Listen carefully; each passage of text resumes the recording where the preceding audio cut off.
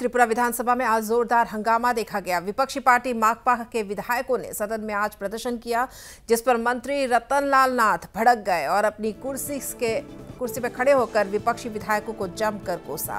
यहां तक कि रतनलाल नाथ ने माकपा विधायकों को खूब खरी खोटी भी सुनाई।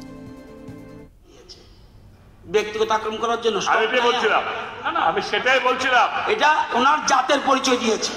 এটা মানে ওটা জাতের পরিচয় দিয়েছে। এটা জাতের পরিচয়। যা জাতের পরিচয় দিয়েছে। আসলে স্টক নেই। ফুরুত ফুরুত থাকবে না। আমি জানি কোন জায়গায় রয়েছে। এটাই তো চাই। জাতের পরিচয়। জাতের পরিচয় দিচ্ছেন। জাতের পরিচয় দিচ্ছেন। আচ্ছা ঠিক আছে, উনি বক্তব্য শেষ করেছেন। আমরা পরবর্তী বক্তার জন্য আসছি।